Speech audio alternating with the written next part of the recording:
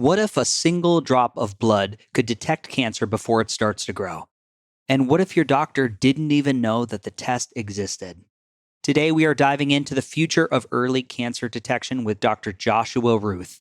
This is a groundbreaking blood test called EPISEEK, and it's changing the game at spotting cancer signals before they appear. We'll break down the science, who should consider it, and why patient autonomy in healthcare has never been more important. And I've got a great gift for our listeners. The team at Precision Epigenomics is offering an exclusive $50 discount to claim the offer. Download the test from precision-epigenomics.com and have your doctor write beautifully broken at the top of the form by August 1st, 2025 to qualify. Let's rethink healing, redefine resilience, and let's do it one episode at a time. Let's go. Welcome to the Beautifully Broken podcast. I'm your host, Freddie Kimmel, and on this show we explore the survivor's journey, practitioners making a difference, and the therapeutic treatments and transformational technology that allow the body to heal itself. Witness the inspiration we gain by navigating the human experience with grace, humility, and a healthy dose of mistakes. Because part of being human is being beautifully broken.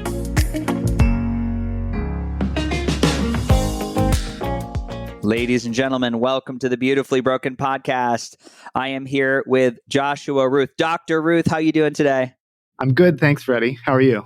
I'm excellent. Excellent morning. You know, I had a night's sleep where I don't know if you ever woken up in the middle of the night, and it's not like you can't sleep, but I'm filled with ideas and my brain is planning to, make this incredible impact in the world. And I was just so excited about life. I couldn't sleep, but I did my morning routine and I got to the gym and I feel really good. I'm really excited to have this conversation. Wonderful. Yeah. How did you sleep, by the way? I slept pretty good. Yeah. I've got a couple of kids. I've got a 5-year-old and a 7-year-old. And so if I ever have trouble sleeping, I can just go in there and snuggle those guys. So always delightful, fun times waking up with them. Totally different energy in the house than before kids, for sure. Amazing.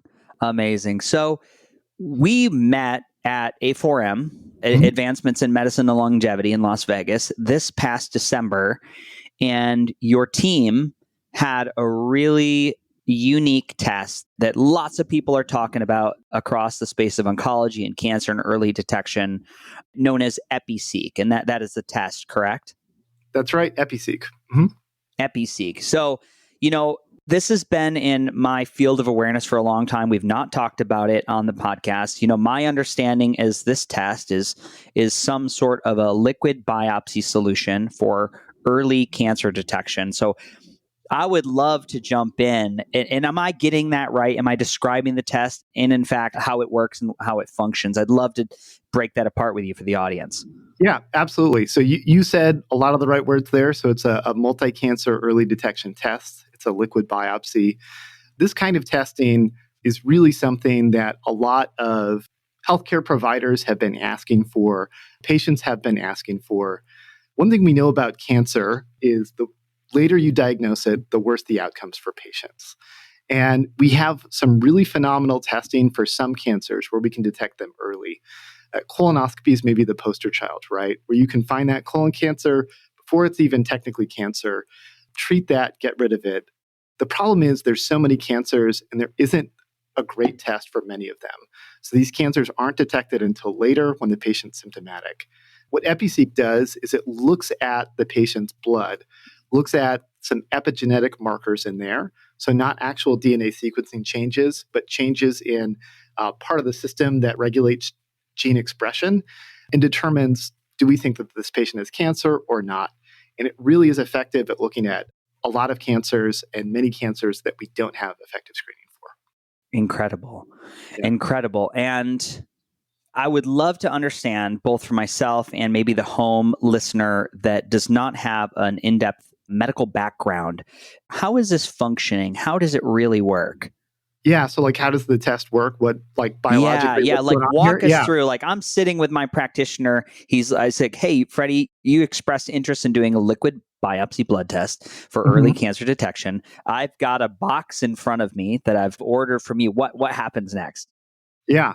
So The thing that we're looking for is something happening inside your body. So all of your cells are connected to your blood supply, right? That's how they get oxygen, that's how they get energy. Some of those cells change and start turning into cancer, right? They're still connected to that blood supply. Cells become cancer when they start developing cancer.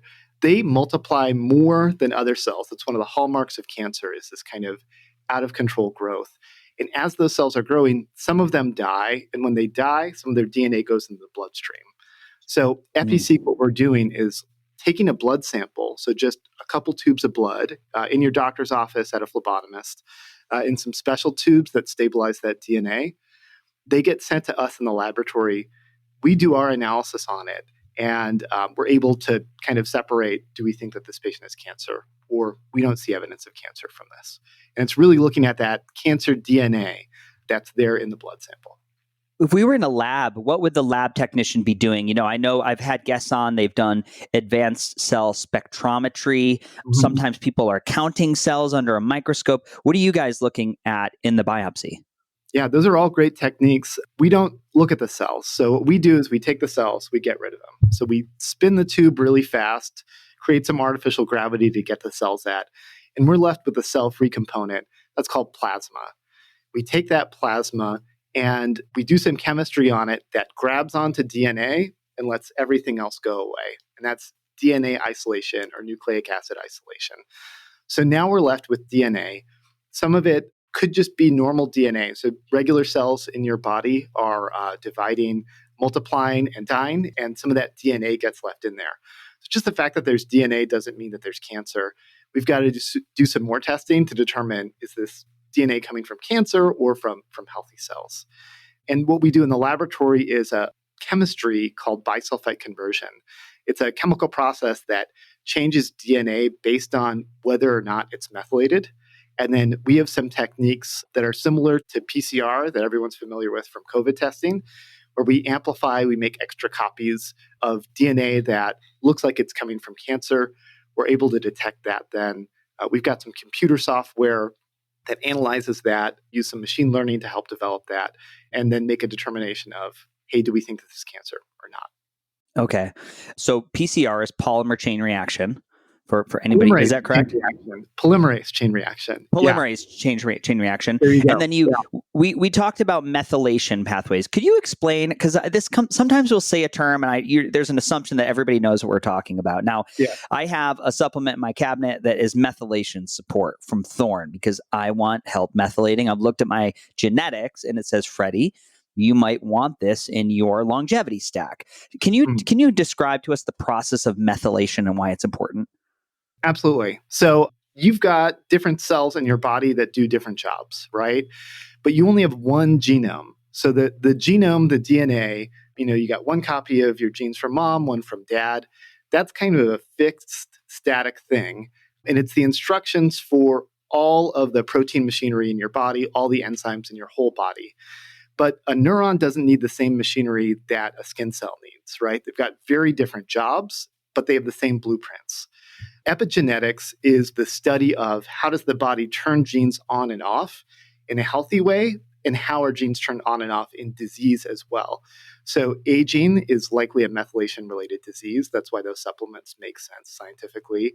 And then cancer is also a methylation epigenetic-based disease. So cancer, you get genetic changes, but also that same methylation framework that changes gene expression in a healthy way in different parts of your body.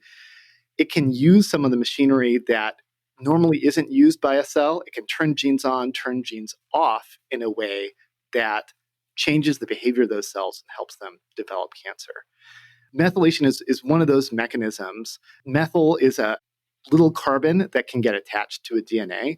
In humans, we talk about 5-cytomethylation. So cytosine becomes methylated at a specific site there. And usually what happens is that methyl group is added in a part of the gene that doesn't get turned into protein, but it's important for the expression of that. So do we want the machinery to lay down there and turn that gene into functional protein or not? And so it's just flipping switches on and off that allows the cancer cell to use some of the machinery that's useful and helpful otherwise, right? But in this context of cancer is dangerous. Yeah. So what's happening in the body, essentially, we're getting this abnormal methylation pathway. Yeah, so it's an abnormal, right? So the methylation that is normally there and healthy, right, is changing. And so we're getting activation of genes that may normally be associated with growth and repair, which is a good thing, right? Growth, but out of control growth is bad, and cancer has out of control growth, right? And so some of the same methylation things that can be useful during that healing process, healing is done, and now it's causing disease. Yeah. Yeah. Well, I want to just step off the trail for a second and just, Sure. what's always amazed me about the human body is we talk about the genes and how many, we have a blueprint for cells. And then there's so many more protein expressions than we have like the blueprint for. That has always been one thing that I'm like, it's hard to imagine a system that's more intelligent than the human body. Yeah. Right? It's just got to do all these incredible things from this small amount of, how many protein expressions are there? Like 140,000? It's a lot. We have about 20,000 genes total, right? So that's coding things, but those can be recombined and modified in different ways. So we call them isoforms, where, in one biological context, the gene will do one thing, and in another context, it'll be cut up differently, twisted around differently, and do something else. So you're absolutely right. It's almost like a compression algorithm, right? Where you've got all this data and then it's been compressed down into this tiny footprint. It is beautiful. Absolutely. Yeah, it really is. I mean, if you ever wanted proof of like a higher power, it's like wild. And it's math. That's the other thing. There's like math involved in all this. Coming back to, I'm in the room, right? I'm in with my doctor. I've got the box. I understand the test. And I've got my blood draw, right? It goes away. How long does that take to come back average, normal? Average. So our goal is to get it back to you in a week. And we do that over 90% of the time. We get those results back in a week. Yeah. Okay. And what am I getting when I come back to the test? What am I going to be looking at? So yeah, what comes back to you is a report. So we generate a lot of data, look at a lot of data, have algorithms do it. We talk to patients, we talk to doctors. You probably don't want all that data. You want the answer. Do we think that there's cancer or do we not think that there's cancer, right? Those are the things. So we've really boiled down the report to either saying cancer signal not detected. So we're not seeing in this blood what we would associate with cancer, or we're seeing an abnormal methylation signature. And then there's a lot of language that we've kind of developed to help explain to the doctor, to the patient, what's there. One thing I feel like we should note is this is kind of new testing. So most doctors order colonoscopies, order mammograms on their patients, perform pap smears. They know what to do with those results. But this is cutting edge stuff, and a lot of doctors aren't super comfortable, don't know what the next steps are. So during this period, it's really important for us as a laboratory to support those professionals. So anytime we have a positive result, I'm on the phone. So I'm the laboratory director, medical director of the laboratory. I'm responsible to make sure that the follow-up is appropriate there. So I'm on the phone with the ordering doctor, talking to them, and oftentimes talk to the patient as well. So we really do want to make sure people understand what the next steps are, what happens after a positive result happens. Yeah. I have so many questions. So let me ask you this. Yeah. Let me pre-question. If 100 people run this test and, and maybe you've seen the scope of tests come in over time, or that this technology has been developed for a little while. If 100 people take the test, how many people come up with an abnormal methylation pathway or abnormal results? So let's up the numbers because most people don't have cancer. So let's say 1,000 people order the test, right? 1,000. 1,000 people. Most of those people do not have cancer currently, right? We think it's somewhere between 0.5% and 1% would have cancer, right? There's also, anytime you have a laboratory test, the possibility of false positives and false negatives are there, right? So you've got a sensitivity, specificity. We really strive to not tell people that they might have cancer if they don't have cancer, right? So we try to set the marker for that is something called specificity. It's how likely is a positive result to be positive kind of situation.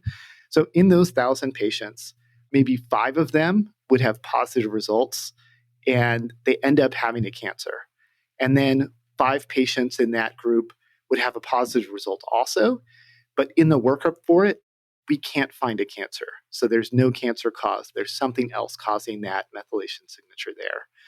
So 50-50 doesn't sound great, right? For a positive predictive value. That doesn't sound stellar, but that is the cost for being able to detect these cancers early, right? If we made it Yes. so we were 100% certain, we'd only be able to pick up the really late stage cancers, and we wouldn't be able to change health outcomes. So that's part of the kind of calculus of designing the test there.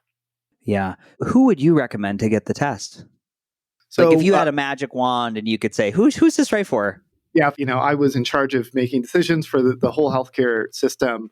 The test is more beneficial if you're more likely to have cancer, right? And so the older you get, the more likely cancer, it just becomes more and more likely over time. So one way to do recommendations for cancer screening is looking at the age and then some of those statistics, positive, negative predictive value in that setting. So certainly patients 50 and above will benefit. Cancer really starts ticking up there. I would start getting the test when I was 40 because I think that the benefits outweigh the costs at that point.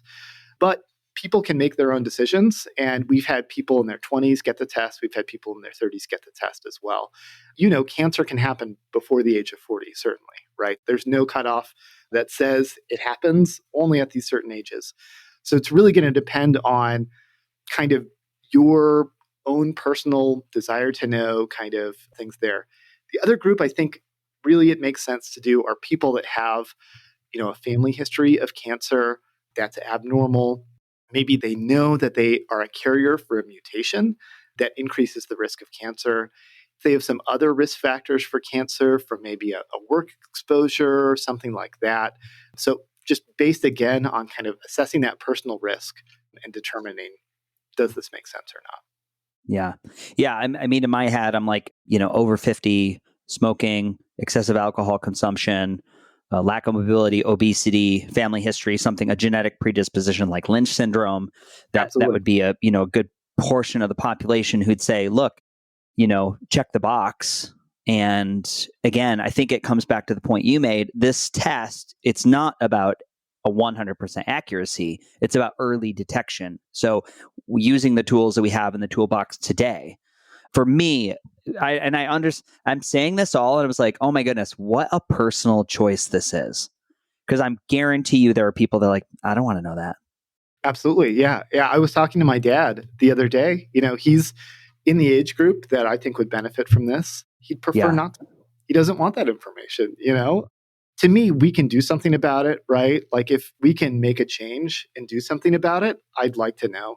There are certainly, genetic things that we can't do anything about, or I'd prefer not to know, right? There's some genetic disorders. If I had a ApoE4 and my risk of Alzheimer's disease was greatly increased, I'm not sure I'd like to know that information, right? Because I don't know if there's anything we can do about it.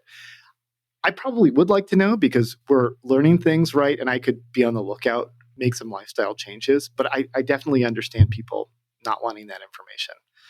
And then if you're the type of person where, a false positive, which is a possibility here, if that would cause you, personally undue stress about this, then I think you can make the personal decision and say, this wouldn't be worth it to me for a 50-50 in that period.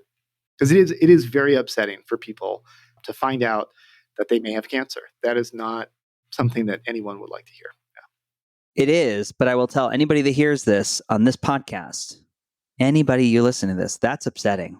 I promise you, it is way more upsetting to wander into an emergency room and say, Freddie, not only do you have cancer, but you have 9 tumors that had spread throughout your abdomen, surrounding your kidney, the vena cava of your heart.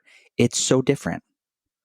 I know it's scary. And there's so many people out there with these stories of just, going through late stage disease that the odds were severely stacked against them. We've had Casey West on the show. He's a Marine who has had stage 4 glioblastoma. He's 3 years out, right? He's defying the odds. And it was a situation where he had wandered in dizzy with headaches. We're talking, there was a progression. So I would just tell everybody that, yes, it's scary. And I also think dig deep in your soul and see if you have the courage to meet your body where it's at. Because I promise you that stage 1 is way less severe. And we just did a podcast yesterday on testicular cancer and a male who had it once, was just a small primary tumor. And then, 13 years later, a recurrence in the abdomen, retroperitoneal lymph node dissection, severe recovery and repercussions of that surgery. So I don't know.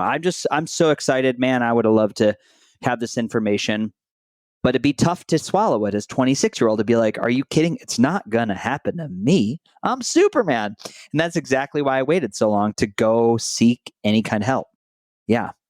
Yeah, definitely. Yeah, I think for me, the case is clear that this is beneficial, right? This is why I'm working on this, why I'm in this field. I think we can really help people. We can change the face of cancer in a lot of ways here and prevent just unnecessary suffering, unnecessary death in the field.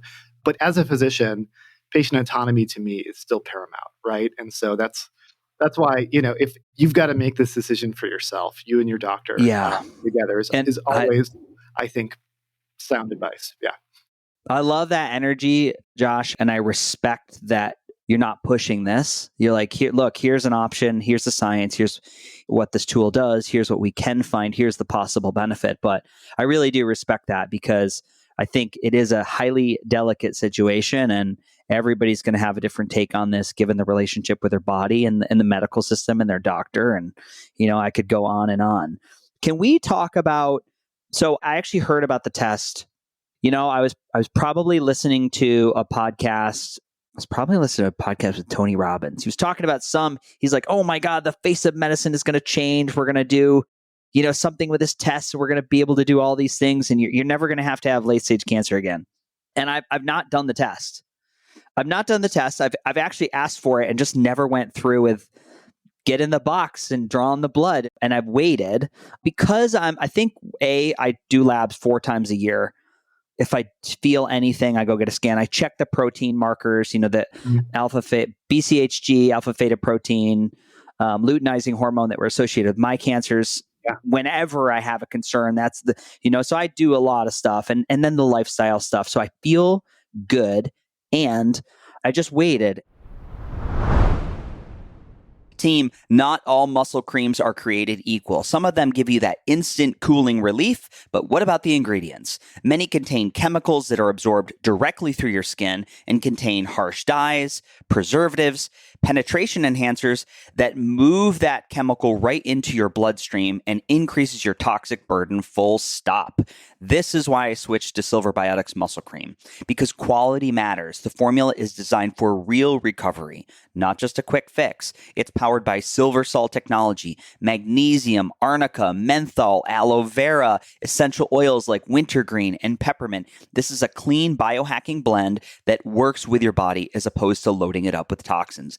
I use it after workouts, post sauna, even after my last snowboarding trip, because longevity, it's not about moving more, it's about recovering smarter. You can go to silverbiotics.com and grab the Recover Muscle Cream today. Use code BeautifullyBroken for an exclusive forever discount when you use this code, because when it comes to what you put in your skin, ingredients matter.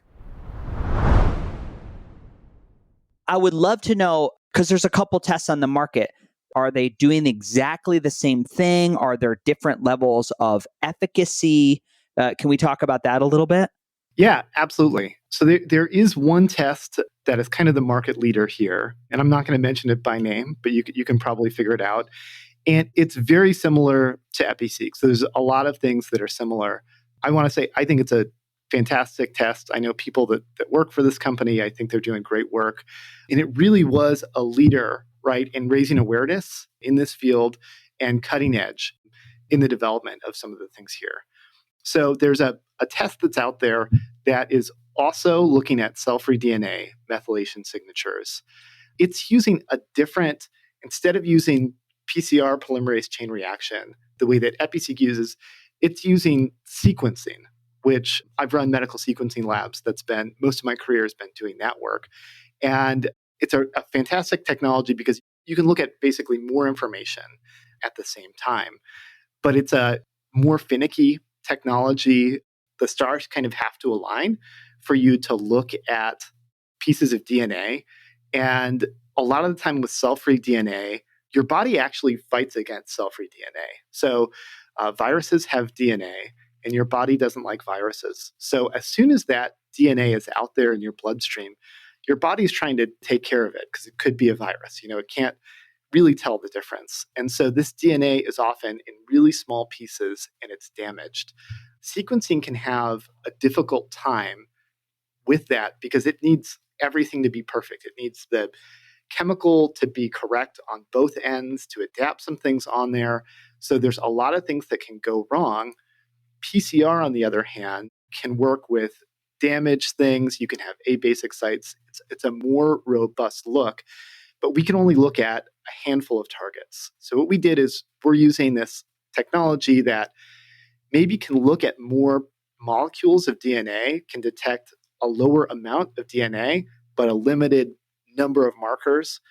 The other test is looking at a huge number of markers, but it's only getting the really pristine pieces of DNA. So that's kind of a 50,000 foot view of the difference. The advantage of PCR here is in early stage cancer, the amount of DNA that's out there could be very low. So we're talking about nanograms, zero point 0.1 nanograms, really tiny amounts. So in that tube of blood that you get drawn, right, there could only be a handful of molecules. And if we lose those molecules because they've been damaged or something and we're not able to detect them, then that's going to come back as negative, right? And so it's this needle in a haystack look. And that's kind of one of the main technical differences between the two. And so we have some data that's out there. We have published data. We're continuing to do clinical studies. Those early cancers where I feel like we can have the most impact, I think that's where PCR has some advantage for sure in being able to detect those really low levels of DNA. Yeah. And remind me, what's the price point right now of EpiSeek? EpiSeek right now, I believe the list price is $700, so $699. Okay. The price point. $699. Yeah. Mm-hmm. Great. And I think, from memory serves, it's been a while. The other test is like $1,000. That's ballpark. Yeah, I think that. Ballparky. Do you guys have, what is your vision for EpiSeek? Is there a price you want to get it to? Is there like two-part thing? Is there a price you want to get it to? Is there a, and you don't have to answer that, but is this something insurance covers? So I'll answer the second question first. So currently, no, insurance does not cover any multi-cancer early detection test. A lot of the work that I do with this company and other laboratories is helping make the case to get insurance companies to cover a test. I think it's only a matter of time before insurance does cover it. The data is strong, right? The case, if you talk to a human and you explain we can detect cancer earlier, they need to protect the money that is coming in as premiums, right? You don't want to spend that on things that have no scientific or medical merit, obviously, right? But I think there's a good case for this to happen. I think we're probably a few years away still from getting insurance coverage. Okay. In that, I can't speak to a specific price point for EpiSeek, but one of the advantages of this technology and what we're driving towards now is really reducing the cost and complexity. So next generation sequencing, that other technology platform, the equipment costs millions of dollars for the laboratory, right? This test, EpiSeek, really, this is equipment that was broadly used during the COVID epidemic, right? And so we've got a lot of more accessible technology there. I think one of our missions is to make cost-effective testing that anybody could afford, right? Even if insurance wasn't going to cover it. I don't know if we've achieved that yet with the $700 price point. I think we're continuing to make improvements to the process, to the technology to try to get that price down. Yeah. I mean, again, I'll just say from my experience, $18,000, $19,000 a week for just the one chemo infusion per week. She's expensive. It's an expensive journey. So it's, again, I want to pivot to, let's say I am, one of the 5 out of the 1,000, and I get back abnormal results. Well, what do I do? Yeah. So it's really going to be kind of you and your doctor together at that point, figuring out what the next steps are. So in just anecdotally here, not sharing personal details, but in the cases that we've had positives, the majority of them, I've talked to the doctor, we've kind of reviewed what's going on with the patient, And there's something there, right? So it wasn't a completely asymptomatic patient. They had a concern, right? And so the first thing, history and physical, I teach at a medical school as well, right? This is the supreme diagnostic tool, is talking to your patient and finding out what's going on in their body, right? And so if we're able to direct next steps by what's going on in that patient, if they have, actually I noticed a breast lump, right? That was one of the cases, was after the result came back, we worked that up. That was the answer. That was the diagnosis, right? Mm-hmm. Another one, oh yeah, I do have this other lump here. So if there's anything we can use from history or risk factors for certain cancers, we can explore those things. In the majority of cases, the next step is imaging to determine what's going on. So we recommend currently a PET CT scan as a follow-up. The CT part of it is looking at kind of the structural image of the body. The PET part is a positron emission tomography. That's looking at where is sugar being used abnormally in the body. One of the interesting things about cancer is it uses sugar differently than the rest of the body. So where are we using sugar abnormally? And so you've got kind of imaging findings, you've got this biology, this methylation that's there, and then next steps are directed from that point. Yeah, fascinating. I'm always, oh God, who was it? I was watching a documentary on Otto Warburg, who was looking at the changes in a cell, Otto Warburg, changes in a cell and its voltage, or how it was functioning, how it was breathing, what it was using for fuel. And I wish I had a date in the middle of my head when this discovery was made. The 20s? Was it 1923? It's been a while since we understood this mechanism that cancer is definitely a component of the fuel for a cancerous cell or a tumor. Yeah, I think you're right. This is like 100-year-old science. Still very fascinating, still useful information, right? Where Yeah. the cancer is switching to a different energy metabolism system, certainly. Still something we're targeting drugs toward, something we're exploring to see, can we look for that as far as a diagnostic tool and a blood-based test as well? Definitely interesting stuff there that I think is underappreciated. And it is old science, right? This is an old study. Yeah. Yeah. Even the chart, like how I forgot how they were doing the measurement, but it was measured in a healthy cell had a transmembrane potential. It held a voltage, a millivoltage, from the outside of the cell to the inside. And that dropped dramatically when a cell became cancerous. And it was actually, I'd remembered seeing somewhere there was a chart where it was a healthy cell to it's doing okay, to a chronically ill cell to cancer. And there was a progression in that millivoltage drop.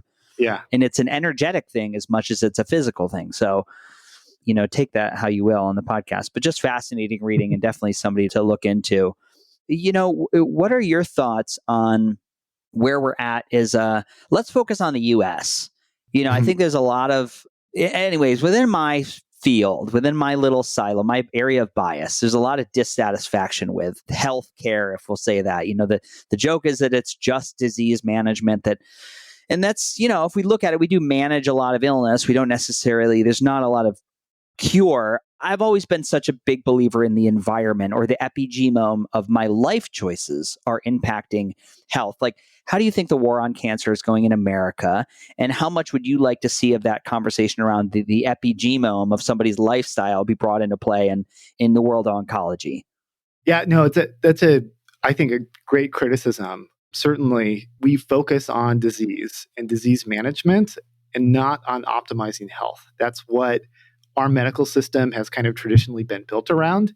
And that's what, the financial structure is also built around, is how complicated is this patient based on diseases?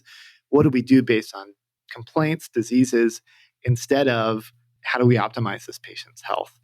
And even when you talk to specialists, right, the more specialized somebody gets, the more laser focused they are on kind of the organ system and the things that are there, right? And I don't think anyone's doing it maliciously, right? You're spending the bulk of your time with very ill people, and it changes your perspective on what your role is. There's so much momentum for you to behave that way. The doctors that kind of break out of the mold and go into functional medicine and wellness, I'm very interested in that because it is so different the evidence you evaluate is different. It's a very different situation. I'm a pathologist. Pathology is the study of disease. So I'm the most disease specific type of person that there is. Yeah. But as a patient, I recognize, I go see a neurologist and they're not interested in my life. They're interested in this extremely narrow portion of my life that, that's what they want to talk about. And if I've got other things, they may not be open to it. So I feel like I went off topic a little bit there. No, listen, it's great. Yeah. In oncology, I think we've made some phenomenal progress, right? There are cancers. Once you're diagnosed with cancer, we've optimized how do we study that? How do we figure out which treatments work the best? How do we compare treatment algorithms?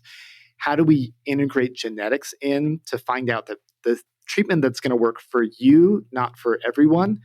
Oncology is the part where precision medicine, which is that field of kind of tailoring medical care to a specific person, not to just a disease in general, that's where we've made the most progress in medicine overall. But I do think we still have a ways to go in that.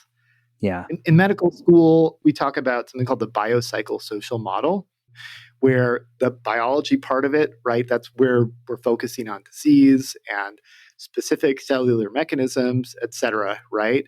That's only one component of caring for a patient. The patient's psychology, how they're dealing with it, how you're presenting information to them, that is as important for kind of their experience in the disease as if you're picking the right medicine to give to them, right? It can be a very different situation there.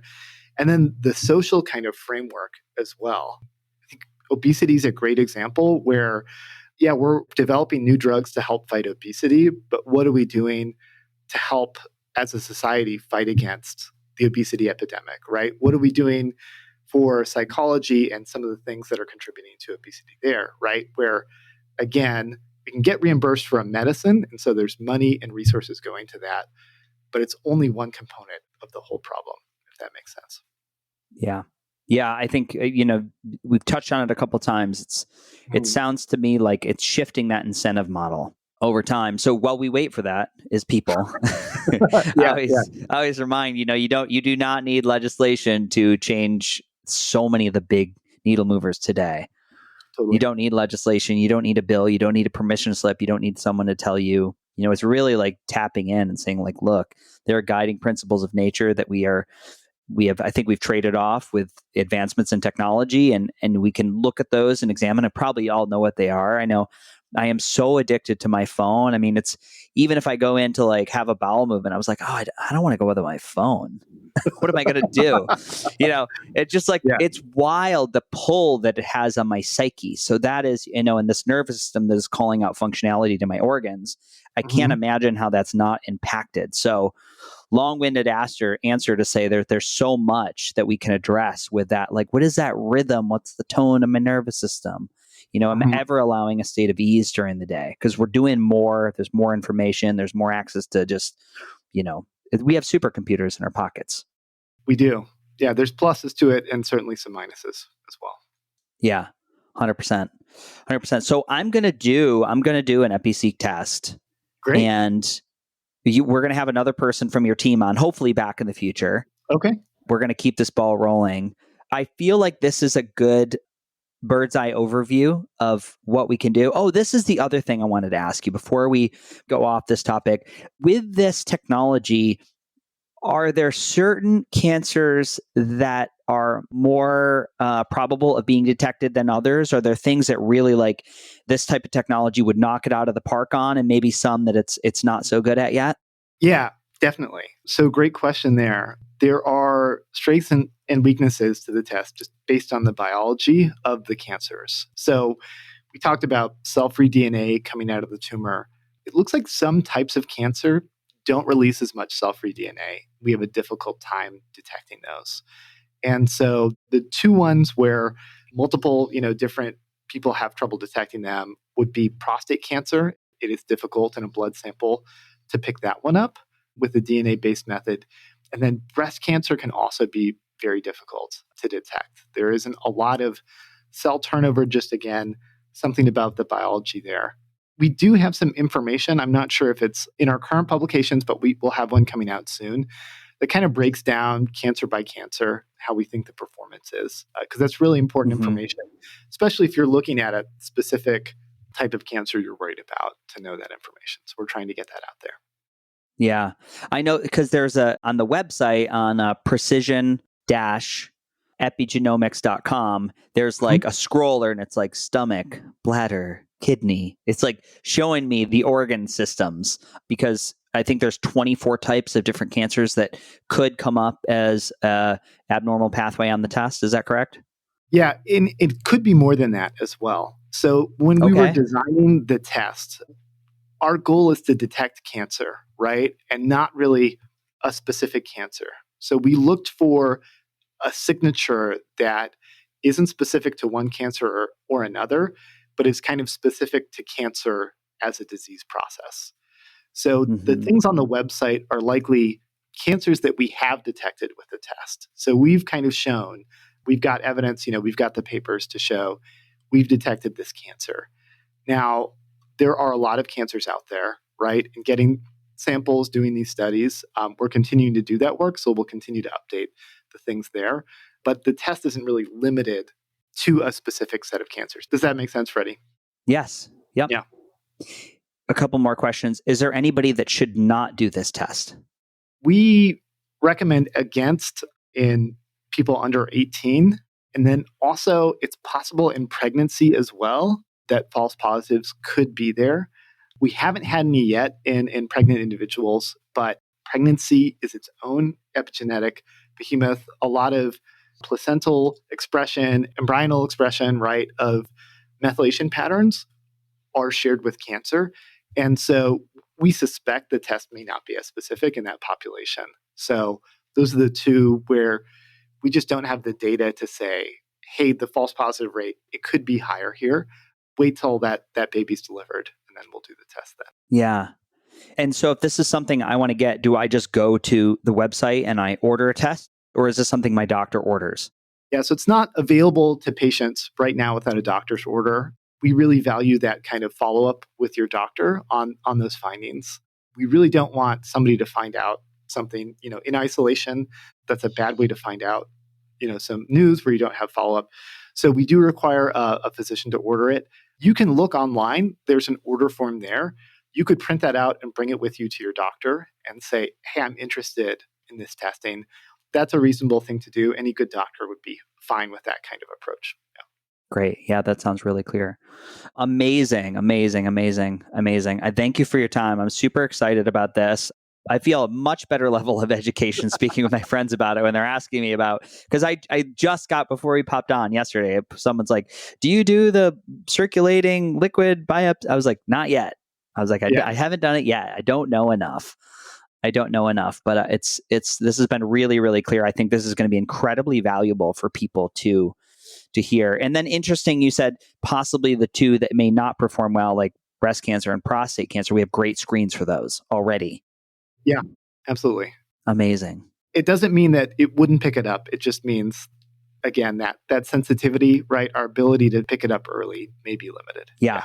Absolutely. Yeah. What I'm hearing you say is this is not, it's a great test. It's not a pass for you to go live like an ass. Like, you still have to do all the things, and you still have to follow up with your primary care annually like you normally would, and listen to your body. Yeah. And it's not a replacement for the other screening tests that are out there. Those are kind of directly testing the tissues themselves, right? This is an add-on in addition to those things. So that's another point.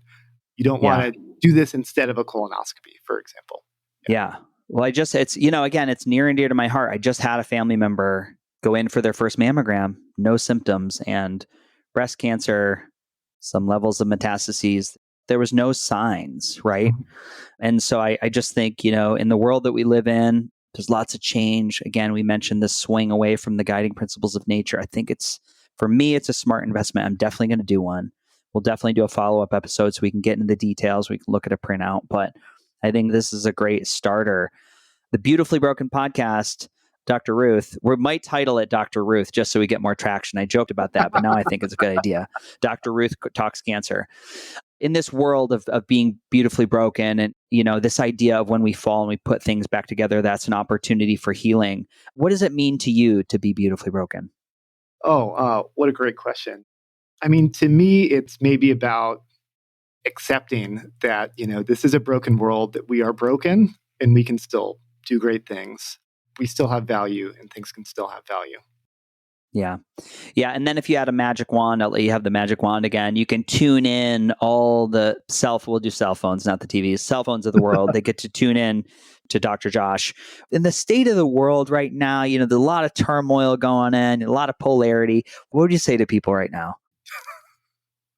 I don't feel remotely qualified to be saying anything, especially this week, Freddie. Hang in there, I guess. We're going to be okay. Yeah. We're going to be okay. We're going to be okay. Yeah. I say the waves keep coming. They're going to keep coming. Yeah. Mm-hmm. Great. Great. All right. Big love. I'll talk to you soon. Thank you, Freddie. Yes. Team. After battling Lyme disease and cancer for 20 years, I'm always on the lookout for cutting-edge ways to slow biological age and repair damaged tissue. A key factor is our body's ability to produce stem cells, a process that unfortunately declines sharply after age 30. In fact, age-related disease can reduce your stem cells by up to 50%. This is where Stem Regen comes in. This is a stem cell booster that has personally helped me, increasing circulating stem cells by up to 300 million in 1 month. You heard that right. Stem Regen optimizes your body's repair system using powerful adaptogens to naturally enhance the stem cell production within the body. For full scientific deep dive research, you can check out episode 179 with founder Christian Drapeau. And I'm excited to share that Stem Regen offers a 30-day money-back guarantee on purchases through the official website. You can use code BeautifullyBroken for $30 off your first order. Let's go, let's grow, let's repair. Ladies and gentlemen, here we are with season 9 of the podcast. We're about to crest into year 6. Can you believe it? I'm so glad you're still here. And I just wanted to remind you, if you liked the show, please head over to Apple or Spotify and give us a 5-star review. It really expands the listenership. Now, there's one big way you can continue to learn and deepen the relationship that we started in this very episode. You can go to beautifullyBroken.world and you can check out our brand new website and store. Listed are all the technologies, the supplements, the self-quantification, the products, everything that I love, I personally use, and I've curated for this audience. Most of the items have a significant discount just by using the link or our code, Beautifully Broken, all one word, and they do support the podcast through affiliations. Now, if you want to see the faces of our guests and you want to watch me unbox products and see reviews, you can go over to YouTube at Beautifully Broken World. Now, this next message is from my vast team of internet lawyers. The information on this podcast is for education. By listening, you agree not to use the information found here as medical advice to treat, diagnose, or cure any medical condition in yourself or others. Always consult your guiding physician for actual medical issues you may be having. Now, in my closing, we are truly in a paradigm shift. We need you at your very best. So use these conversations as a jumping off point for further exploration. Always listen to your own body.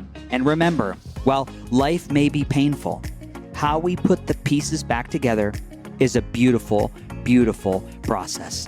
I love you so much. I'm your host, Freddie Kimmel.